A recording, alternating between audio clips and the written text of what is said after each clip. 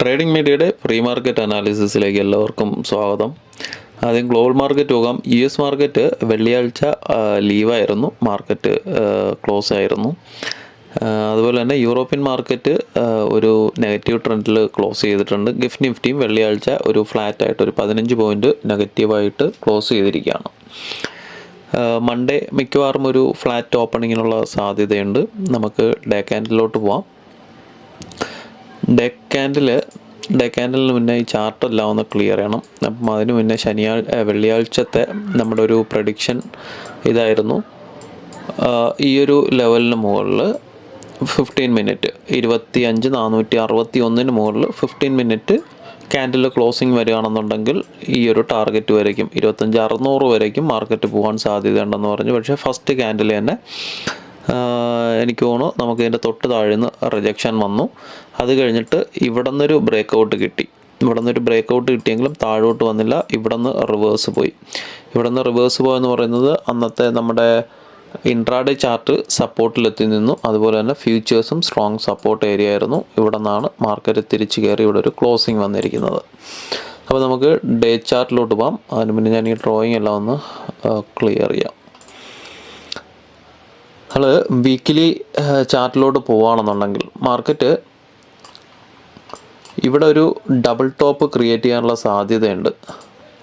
ഈ ആഴ്ചയിൽ മാർക്കറ്റ് മുകളിലോട്ട് കയറുകയാണെന്നുണ്ടെങ്കിൽ മാർക്കറ്റ് ബുള്ളിഷാണ്. ഇപ്പോഴും മാർക്കറ്റ് ബുള്ളിഷാണ്. കാരണം കഴിഞ്ഞ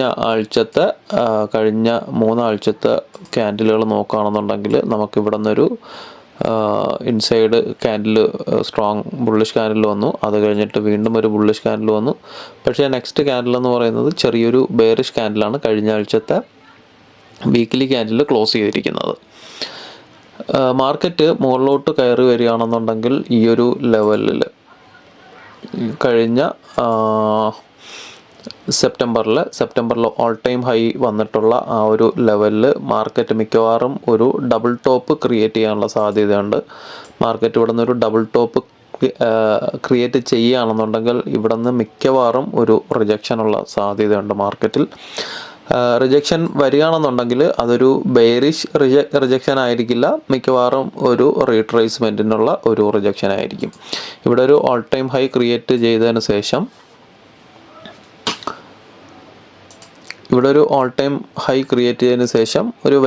ഒരാഴ്ച കൊണ്ട് വലിയൊരു ബെയറിഷ് ക്യാൻഡിൽ വന്നു. അത് കഴിഞ്ഞിട്ട് മാർക്കറ്റ് ഇവിടെ 2 ആഴ്ച കൺസോൾഡേറ്റ് ചെയ്തു ഇല്ലേ. ഇവിടെ 2 ആഴ്ച കൺസോൾഡേറ്റ് ചെയ്തിട്ടാണ് പിന്നെ താഴോട്ട് മാർക്കറ്റ് പോയത്. അപ്പം ഈ ഒരു കൺസോൾഡേറ്റ് ചെയ്ത ഈ ഒരു ഏരിയ എന്ന് പറയുന്നത് ഇതുവരയ്ക്കും വരുന്ന ഒരു ഏരിയ. അപ്പോൾ മാർക്കറ്റ് ഇവിടെ നിന്ന് വീക്കിലി ക്യാൻഡിൽ ഇവിടെ നിന്നൊരു റിവേഴ്സ് തന്നിട്ട് ഇവിടെ കൺസോൾഡേറ്റ് ചെയ്തിട്ടാണ് പിന്നെ ഇവിടെ നിന്നൊരു റീട്രേസ്മെൻറ്റ് ചെയ്തിട്ട് താഴോട്ട് പോയത്. അപ്പോൾ ഇവിടെ നിന്ന് ഡബിൾ ടോപ്പ് ക്രിയേറ്റ് ചെയ്ത് താഴോട്ട് വരികയാണെന്നുണ്ടെങ്കിൽ ഈ ഒരു ഏരിയ സപ്പോർട്ടായിരിക്കും. നേരത്തെ കൺസോൾഡേറ്റ് ചെയ്ത് താഴോട്ട് പോയൊരു ഏരിയ തിരിച്ച് മുകളിലോട്ട് കയറാൻ സമയത്ത് വീണ്ടും എന്ത് ചെയ്തു, കൺസോൾഡേറ്റ് ചെയ്തു. അതായത് ഇവിടെ ഒരു കൺസോൾട്ടേഷൻ നടന്നു, താഴോട്ട് പോകുന്ന വഴിക്ക് ഇവിടെ കൺസോൾഡേറ്റ് ചെയ്തിട്ടാണ് താഴോട്ട് പോയത്. തിരിച്ച് മുകളിലോട്ട് വരുന്ന സമയത്ത് അതേ ഏരിയയിൽ വീണ്ടും കൺസോൾഡേറ്റ് ചെയ്തിട്ട് അവിടെ ഒരു 5-6 ആഴ്ചയോളം മാർക്കറ്റ് കൺസോൾട്ടേഷൻ ആയിരുന്നു ആ ഒരു റേഞ്ചിൽ.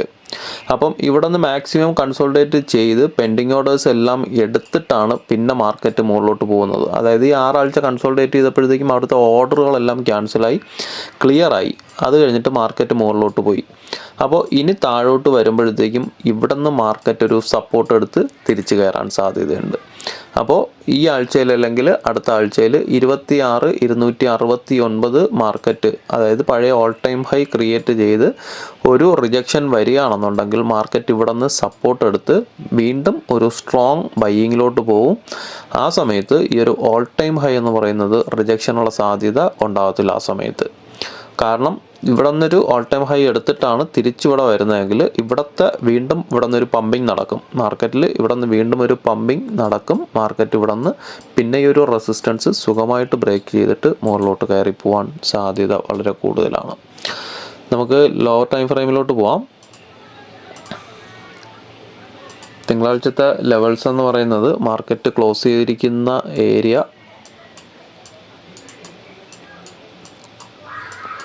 25,467 461 ക്ലോസ് ചെയ്തിരിക്കുന്നത്. തിങ്കളാഴ്ച 25,480 25,480 ഒരു 15 മിനിറ്റ് മുകളിലോട്ട് ബ്രേക്കൗട്ട് കിട്ടുകയാണെന്നുണ്ടെങ്കിൽ 15 മിനിറ്റിൻ്റെ ക്യാൻഡിൽ ഒരു ബ്രേക്കൗട്ട് കിട്ടുകയാണെന്നുണ്ടെങ്കിൽ മാർക്കറ്റ് അടുത്ത ഒരു റെസിസ്റ്റൻസ് എന്ന് പറയുന്നത്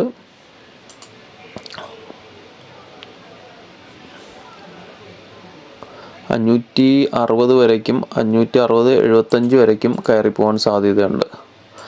575.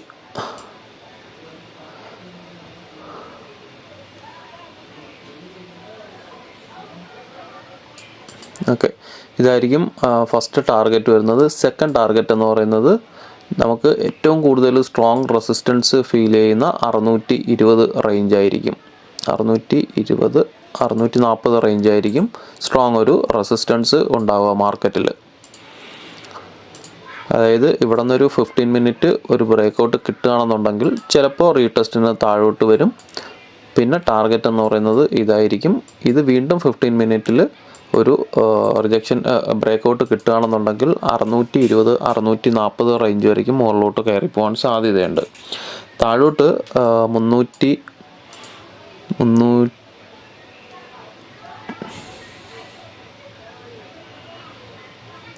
താഴോട്ട് വലിയൊരു റേഞ്ചാണ്. കാരണം ഈ ഒരു റേഞ്ച് ഫുള്ളെന്ന് പറയുന്നത് ഈ ഒരു റേഞ്ച് ഫുള്ളും ഒരു ബൈയിങ് പ്രഷർ ഉള്ളൊരു ഏരിയ ആണ്. മാർക്കറ്റ് വെള്ളിയാഴ്ചത്തെ മാർക്കറ്റ് നോക്കുകയാണെന്നുണ്ടെങ്കിൽ മാർക്കറ്റ് ഇവിടെ നിന്ന് താഴോട്ട് വന്നിട്ട് അവിടെ നിന്ന് ഒരു ഷോർട്ട് കവറിങ് അവസാനത്തെ 1 മണിക്കൂർ കൊണ്ട് ഒരു ഷോർട്ട് കവറിങ് നടത്തിയിട്ടാണ് മാർക്കറ്റ് മുകളിലോട്ട് കയറിപ്പോയത്. അപ്പോൾ മാർക്കറ്റ് ഇവിടെ ഫുള്ളൊരു ബൈയിങ് പ്രഷർ ഉള്ളൊരു ഏരിയ ആണ്. അതുകൊണ്ട് തന്നെ 330 360 റേഞ്ച് ഒരു സ്ട്രോങ് ബൈയിങ് ഉണ്ടാകും. ഇവിടെ നിന്നൊരു ബ്രേക്കൗട്ട് കിട്ടുകയാണെന്നുണ്ടെങ്കിൽ മാത്രമേ 335 ഏരിയ ഇവിടെ നിന്നൊരു 15 മിനിറ്റിൽ താഴോട്ട് ബ്രേക്കൗട്ട് കിട്ടുക. ഇത് വലിയൊരു റേഞ്ചാണ്. മാർക്കറ്റ് ഇതിനിടയ്ക്ക് ക്ലോസിങ് വന്നു കഴിഞ്ഞാൽ ഇതൊരു നോൺ ട്രേഡ് സോണാണ്. ഈ ഒരു ഏരിയ എന്ന് പറയുന്നത് നോൺ ട്രേഡ് സോണാണ്. ഒരു കൺസോൾട്ടേഷൻ നടക്കാൻ സാധ്യതയുള്ളൊരു ഏരിയ ആണ്. കാരണം നമുക്ക് ഈ ഒരു ഏരിയ താഴോട്ട് 15 മിനിറ്റിൽ താഴോട്ട് ബ്രേക്കൗട്ട് കിട്ടുകയാണെങ്കിൽ മാത്രമേ നമുക്ക് താഴോട്ടൊരു കൺഫർമേഷൻ കിട്ടത്തുള്ളൂ. അപ്പം അവിടെ നിന്ന് ഒരു എൻട്രി എടുക്കുന്നതെന്ന് ഇതിനുള്ളിലൊരു എൻട്രി എടുക്കുന്നതെന്ന് പറയുന്നത് റിസ്ക് ആണ്. ഇത് താഴോട്ട് ബ്രേക്കൗട്ട് കിട്ടുകയാണെന്നുണ്ടെങ്കിൽ മിക്കവാറും മാർക്കറ്റ് വലിയൊരു ഫോളിലോട്ട് പോകാൻ സാധ്യതയുണ്ട്. എന്തായാലും ഇവിടെ നിന്നൊരു സ്ട്രോങ് സപ്പോർട്ട് കിട്ടുമെന്നാണ് പ്രതീക്ഷിക്കുന്നത്. 25,300 330 വരയ്ക്കും വരികയാണെന്നുണ്ടെങ്കിൽ. പക്ഷേ ഇതിന് നമുക്ക് പ്രൈസ് ആക്ഷൻ്റെ ചാർട്ട് നോക്കുമ്പോഴത്തേക്കും ഇത് ബ്രേക്കൗട്ടിനുള്ള സാധ്യത വളരെ കൂടുതലാണ്. ഈ ഒരു ഏരിയ എന്ന് പറയുന്നത് ബ്രേക്കൗട്ടിനുള്ള സാധ്യത വളരെ കൂടുതലാണ്. അപ്പം ബ്രേക്കൗട്ട് കിട്ടുകയാണെന്നുണ്ടെങ്കിൽ പിന്നെ അടുത്തൊരു സപ്പോർട്ട് വരുന്നത് മിക്കവാറും അത് പ്രൈസ് ആക്ഷൻ്റെ ചാർട്ടിൽ ഞാൻ പറഞ്ഞുതരാം. പ്രൈസ് ആക്ഷൻ്റെ ചാർട്ടിൽ അടുത്ത് ഒരു സ്ട്രോങ് ഒരു 75 മിനിറ്റ്സിൻ്റെ ഡിമാൻഡ് സോൺ വരുന്നതെന്ന് പറയുന്നത് ഈ ഒരു ഏരിയയിലാണ്. ആ ഒരു ഏരിയ എന്ന് പറയുന്നത് 25 332 25 366. അതാണ് നമ്മൾ ഡേ ക്യാൻഡിൽ കണ്ട റേഞ്ച് എന്ന് പറയുന്നത്. 335 362 ആ ഒരു ഏരിയ ആണ് ഞാൻ പറഞ്ഞത് നേരത്തെ. ഇവിടെ നിന്നിടയ്ക്ക് എപ്പോൾ വേണമെങ്കിലും ഈ ഒരു റേഞ്ചിൽ നിന്ന് ബൈയിങ് പ്രഷർ വരാമെന്ന്. ഇതാണ് 75 മിനിറ്റ്സിൻ്റെ ഡിമാൻഡ് സോണാണ്. അപ്പം 75 മിനിറ്റ്സിൻ്റെ എന്ന് പറയുന്നത് സ്ട്രോങ് ഒരു ഡിമാൻഡ് സോൺ ആയിരിക്കും. കാരണം എന്താണ്, അവിടെ പെൻഡിങ് ഓർഡർ ഉണ്ടാവും. പെൻഡിങ് ഓർഡർ ഉണ്ടെന്നുണ്ടെങ്കിൽ 75 മിനിറ്റ്സിൻ്റെ പെൻഡിങ് ഓർഡർ ഉണ്ട് എന്നുണ്ടെങ്കിൽ മാർക്കറ്റ് താഴോട്ട് വന്നിട്ട് ഇവിടെ നിന്ന് പെൻഡിങ് ഓർഡർ എടുത്തിട്ട് തിരിച്ച് മുകളിലോട്ട് പോകാൻ സാധ്യത വളരെ കൂടുതലാണ്. പക്ഷേ ഇത് മിക്കവാറും ബ്രേക്കൗട്ട് കിട്ടാനാണ് സാധ്യത വളരെ കൂടുതൽ. ഈ ഒരു ഏരിയയിൽ വരുന്ന സമയത്ത് കൃത്യമായിട്ട് ഇവിടെ നിന്നൊരു കൺഫർമേഷൻ ഇല്ലാണ്ട് ബൈയിങ്ങിലോട്ട് പോകരുത്. കാരണം ഇതിൻ്റെ താഴെ വളരെ സ്ട്രോങ് ആയിട്ടുള്ള ഒരു 75 മിനിറ്റ്സിൻ്റെ 75 മിനിറ്റ്സിൻ്റെ ക്യാൻഡിലുകളുള്ള 25 279 25 260 സോണ് നിലവിലവിടെയുണ്ട്. ഇത് ഇവിടെ ഇത് ബ്രേക്കൗട്ട് കിട്ടുമെന്ന് പറയാനുള്ള ഒരു കാരണമെന്ന് പറയുന്നത്, നമ്മളെപ്പോഴും ഡിമാൻഡ് സോൺ എന്ന് പറയുന്നത് ഇൻസ്റ്റിറ്റ്യൂഷൻസിൻ്റെ പെൻഡിങ് ഓർഡേഴ്സിൻ്റെ കൺസെപ്റ്റിലാണ് നമ്മൾ ഡിമാൻഡ് സോൺ ഐഡൻറ്റിഫൈ ചെയ്യുന്നത്. പക്ഷേ ഇതൊരു ലോവർ ടൈം ഫ്രെയിമിലോട്ട് പോവുകയാണെന്നുണ്ടെങ്കിൽ നമ്മളെപ്പോഴും എൻട്രിക്ക് വേണ്ടിയിട്ട് ലോവർ ടൈം ഫ്രെയിമിലോട്ട് പോകാറുണ്ട്. ഞാൻ ഈ ഒരു 75 മിനിറ്റ്സ് ലോവർ ടൈം ഫ്രെയിമിലോട്ട് പോവുകയാണെന്നുണ്ടെങ്കിൽ 25 മിനിറ്റിൻ്റെ ക്യാൻഡിലോട്ട് പോവുകയാണെന്നുണ്ടെങ്കിൽ ഇവിടെ നോക്കിക്കഴിഞ്ഞാൽ അറിയാം ഇതൊരു സ്ട്രോങ് സോണല്ല, ഇതൊരു സ്ട്രോങ് ബൈയിങ് സോണല്ല ഇത്. കാരണം എന്ന് പറയുന്നത് ഇവിടെ ഫുള്ള് ചെറിയ ക്യാൻഡിലുകളുണ്ട്, ചെറിയ ബേസ് ക്യാൻഡിലുകളുണ്ട്. ഇത് സ്ട്രോങ് അല്ല, ഈ ഒരു സോൺ എന്ന് പറയുന്നത് അല്ലെങ്കിൽ ഈ ഒരു ഏരിയ എന്ന് പറയുന്നത് സ്ട്രോങ് അല്ല. കാരണം എപ്പോഴും ഒരു മാർക്കറ്റ് വന്ന് വിത്തിൻ മിനിറ്റ്സിൽ മാർക്കറ്റ് ഇവിടെ നിന്ന് തിരിച്ച് മുകളിലോട്ട് കയറി പോവുകയാണെങ്കിൽ മാത്രമേ അവിടെ പെൻഡിങ് ഓർഡേഴ്സ് ഉണ്ടാവാനുള്ള സാധ്യതയുള്ളൂ. അപ്പം ആ സമയത്ത് നെക്സ്റ്റ് ടൈം മാർക്കറ്റ് ആ ഒരു റേഞ്ചിലോട്ട് വരുമ്പോൾ ഇവിടെ നിന്ന് പെൻഡിങ് ഓർഡേഴ്സ് എടുക്കാൻ വേണ്ടി വരുന്നതാണ്. ഓർഡർ എടുത്തിട്ട് തിരിച്ച് പെട്ടെന്ന് മുകളിലോട്ട് പോകാനുള്ള സാധ്യതയുണ്ട്. അതായത് ആദ്യം ഒരു സോൺ നമ്മൾ ക്രിയേറ്റ് ചെയ്യുമ്പോൾ നമ്മൾ ബേസ് ക്യാൻഡിലിൻ്റെ നമ്പർ ഓഫ് ബേസ് ക്യാൻഡിലിൻ്റെ ഇതിൽ പഠിച്ചിട്ടുണ്ട്. എത്ര കുറഞ്ഞിരിക്കുമോ, ബേസ് ക്യാൻഡിലുകൾ എത്ര കുറഞ്ഞിരിക്കുമോ അവിടെ സോൺ സ്ട്രോങ് ആയിരിക്കും അല്ലേ. അപ്പം ഇവിടെ നോക്കുകയാണെന്നുണ്ടെങ്കിൽ ഇവിടെ നിന്ന് വളരെ സ്ലോ ആയിട്ടാണ് ഈ മാർക്കറ്റ് അന്ന് കയറിയത്.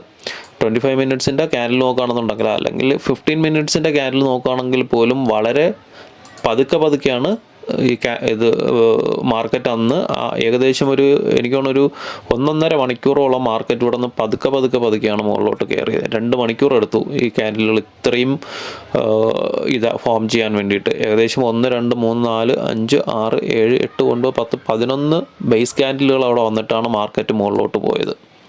ഓക്കെ, ഇനി നേരത്തെ ഇവിടെ ഒരു സപ്ലൈ സോൺ ഉണ്ടായിരുന്നു. 5 മിനിറ്റ്സിൻ്റെ ഒരു സപ്ലൈ സോണുണ്ട്. ഈ സപ്ലൈ സോൺ നോക്കിയേ 1 2 3 4 5 6 7 8 9 10 ഏകദേശം 12 ക്യാൻഡിലുകൾ ഫോം ചെയ്തിട്ടാണ് മാർക്കറ്റ് ഇവിടെ നിന്ന് താഴോട്ട് വന്നത്. ആ സമയത്ത് നമ്മളിവിടെ ഒരു പുട്ട് ഓപ്ഷൻ കൊടുത്തിട്ടുണ്ടായിരുന്നു ഗ്രൂപ്പിൽ. പുട്ട് ഓപ്ഷൻ ഇവിടെ പ്രീമിയം മാക്സിമം തിന്ന് സ്റ്റോപ്പ് ലോസ് അടിക്കാറായിട്ടാണ് പിന്നെ മാർക്കറ്റ് നേരെ താഴെ വീണത്.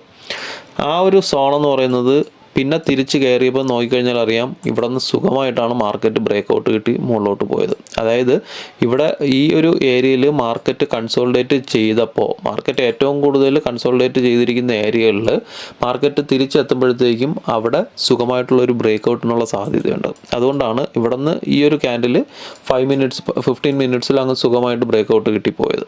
അപ്പം ഇതേ ഒരു സെനാരിയോ തന്നെയായിരിക്കും താഴോട്ട് വരുമ്പോഴും ഇത്രയും ക്യാൻഡിലുകളിൽ പെൻഡിങ് ഓർഡേഴ്സ് കുറവാണ്. കാരണം അത്രയും ഓർഡറുകൾ എടുത്താണ് മാർക്കറ്റ് മുകളിലോട്ട് പോയത്. അതിനുള്ള സമയം അവിടെ ഉണ്ടായിരുന്നു ഓർഡറുകൾ എക്സിക്യൂട്ട് ചെയ്യാനുള്ളത്. അതുകൊണ്ട് തന്നെ മാർക്കറ്റ് താഴോട്ട് വരുന്ന സമയത്ത് ഈ ഒരു സോണ് സുഖമായിട്ട് ബ്രേക്കൗട്ടിനുള്ള സാധ്യത വളരെ കൂടുതലാണ്. അതുകൊണ്ടാണ് ഞാൻ പറഞ്ഞത് ആ ഒരു ഏരിയ 332 366 എന്നുള്ള ഒരു ഡിമാൻഡ് സോണ് സുഖമായിട്ട് ബ്രേക്കൗട്ട് കിട്ടാനുള്ള സാധ്യത വളരെ കൂടുതലാണ്. അപ്പോൾ അങ്ങനെയാണ് എന്നുണ്ടെങ്കിൽ ഇതായിരിക്കും ഒരു സ്ട്രോങ് ബൈയിങ് ഏരിയ ആയിട്ട് നമുക്ക് പരിഗണിക്കേണ്ടത്. 25 179 25 260. ഓക്കെ, അപ്പം ഈ ഒരു ഏരിയയിൽ മാർക്കറ്റ് താഴോട്ട് വരികയാണെന്നുണ്ടെങ്കിൽ എൻട്രി എടുക്കുന്നവർ കൺഫർമേഷൻ ഇല്ലാണ്ട് എൻട്രി എടുക്കരുത്. ലോങ് എൻട്രിക്ക് വേണ്ടി വെയിറ്റ് ചെയ്യുന്നവർ, ഫ്യൂച്ചേഴ്സ് ബൈ ചെയ്യാൻ നിൽക്കുന്നവർ ഇവിടെ എത്തുന്നവരേക്കെങ്കിലും ഒന്ന് വെയിറ്റ് ചെയ്യാൻ വേണ്ടിയിട്ട് ശ്രമിക്കുക. നമുക്ക് ഡേറ്റ നോക്കുകയാണെന്നുണ്ടെങ്കിൽ സ്റ്റോക്കിൽ FIS ഏകദേശം 760 കോടിക്ക് വെള്ളിയാഴ്ച സെല്ല് ചെയ്തിട്ടുണ്ട്. DISും 1029 കോടിക്ക് സെല്ല് ചെയ്തിട്ടുണ്ട്. ഓപ്പൺ ഇൻട്രസ്റ്റ് നോക്കുകയാണെന്നുണ്ടെങ്കിൽ FIS 52,403 ക്വാണ്ടിറ്റി കോൾ ഓപ്ഷനും 1.52 ലാക്ക് ക്വാണ്ടിറ്റി പുട്ട് ഓപ്ഷനും ബൈയിങ് ആണ്. ഫ്യൂച്ചേഴ്സ് അവർ വീണ്ടും സ്ട്രോങ് സെല്ലിങ്ങിലോട്ട് പോവുകയാണ്. FIS പ്രോയുടെ ഓപ്പൺ ഇൻട്രസ്റ്റ് നോക്കുകയാണെന്നുണ്ടെങ്കിൽ 2.14 ലാക്ക് ക്വാണ്ടിറ്റിയും 1.77 ലാക്ക് ക്വാണ്ടിറ്റി പുട്ട് ഓപ്ഷനും ബൈയിങ് ആണ്. സ്ട്രോങ് ബൈയിങ് ആണ്. ഒരു രണ്ട് സൈഡിലോട്ടും ഫ്ലാറ്റാണ്. ഫ്യൂച്ചേഴ്സ് ബൈയിങ്ങിലോട്ട് തിരിച്ചു വരുന്നു. ഓപ്പൺ ഇൻട്രസ്റ്റ് അനുസരിച്ച് 2.66 ലാക്ക് ക്വാണ്ടിറ്റി കോൾ ഓപ്ഷനും 3.47 ലാക്ക് ക്വാണ്ടിറ്റി പുട്ട് ഓപ്ഷനും സെല്ലിംഗ് ആണ്. മാർക്കറ്റ് ഒരു ഫ്ലാറ്റ് ഓപ്പണിംഗ് വരികയാണെന്നുണ്ടെങ്കിൽ മിക്കവാറും ഒരു അപ്സൈഡ് മൂവിലോട്ട് പോകാനുള്ള സാധ്യതയുണ്ട്. ഒരു ഗ്യാപ്പ് ഡൗൺ വരികയാണെന്നുണ്ടെങ്കിൽ മാർക്കറ്റ് റിക്കവർ ആവാനുള്ള സാധ്യതയുണ്ട്. കഴിഞ്ഞ വെള്ളിയാഴ്ചത്തെ ചാർട്ട് നോക്കുകയാണെന്നുണ്ടെങ്കിൽ CPR-ന് താഴെയാണ് ബ്രേക്ക് ഔട്ട് കിട്ടിയത്. CPR-ന് താഴെ ബ്രേക്ക് ഔട്ട് കിട്ടിയിട്ട് നേരെ നമുക്ക് ഇവിടെ ഈ ഒരു ഏരിയ ഫുള്ള് കൺസോൾട്ടേറ്റ് ചെയ്തിട്ട് താഴെ പോയി പിന്നെ ഇവിടെ നിന്ന് തിരിച്ച് മുകളിലോട്ടൊരു മാർക്കറ്റ് പമ്പ് ചെയ്തു. ഇവിടെ CPR-ന് ഈ ഒരു ഏരിയയിൽ ഓപ്പണിംഗ് വരികയാണെന്നുണ്ടെങ്കിൽ, ഒരു ഫ്ലാറ്റ് ഓപ്പണിംഗ് ഇതിനുള്ളിലാണ് വരികയാണെന്നുണ്ടെങ്കിൽ മാർക്കറ്റ് CPR-ന് സപ്പോർട്ട് എടുത്ത് മുകളിലോട്ട് കയറാൻ സാധ്യതയുണ്ട്. എൻ്റെ ലാസ്റ്റ് ടാർഗറ്റ് എന്ന് പറയുന്നത് 25,632, 25,649 ആണ്. ഏകദേശം ഫസ്റ്റ് റെസിസ്റ്റൻസ് വരുന്നത് 25,500 ഏരിയയാണ്. 25,449, 25,412 ഈ ഒരു ഏരിയയിൽ നിന്ന് ബ്രേക്ക് ഔട്ട് കിട്ടിയാൽ 25,582, 25,569 ഫസ്റ്റ് ടാർഗറ്റ്. Second target 25,632, 25,649. താഴോട്ട് 25,385, 25,371 ആയിരിക്കും സ്ട്രോങ് ഒരു സപ്പോർട്ട് കിട്ടുക. ഇതിനുള്ളിൽ മാർക്കറ്റ് ഒരു ഓപ്പണിംഗ് വന്നാലും ഇവിടെ നിന്ന് CPR ബ്രേക്ക് ഔട്ട് കിട്ടിയിട്ട് മുകളിലോട്ട് പോകാൻ സാധ്യതയുണ്ട്. അപ്പം ഇതിൻ്റെ താഴോട്ട് ഒരു ബ്രേക്ക് ഔട്ട് വരികയാണെന്നുണ്ടെങ്കിൽ 25,288, 25,277 74 ശ്രദ്ധിക്കുക. അതായത് ഈ ഒരു ഏരിയ ആണ് നമ്മൾ നേരത്തെ 75 മിനിറ്റ്സിൻ്റെ സോണിൽ പറഞ്ഞിട്ടുള്ള ഒരു ഏരിയ. എനിക്ക് തോന്നുന്നു ഇതാണെന്ന് തോന്നുന്നു. 25,332, 366. അത് കഴിഞ്ഞാൽ 25,260, 25,179 ഈ ഒരു ഏരിയ വരയ്ക്കും. അപ്പം ഇവിടെ നിന്നൊരു ബ്രേക്ക് ഔട്ട് കിട്ടുകയാണെന്നുണ്ടെങ്കിൽ ഏകദേശം 100 പോയിൻറ്റിൻ്റെ ടാർഗറ്റ് താഴോട്ട് കിട്ടും. അപ്പോൾ ഇത്രയൊക്കെ ഉള്ളൂ. ബാക്കി അപ്ഡേഷൻസ് ലൈവ് മാർക്കറ്റിൽ നോക്കാം. അപ്പോൾ എല്ലാവർക്കും നല്ലൊരു ട്രേഡിംഗ് ദിനം ആശംസിക്കുന്നു. Thank you.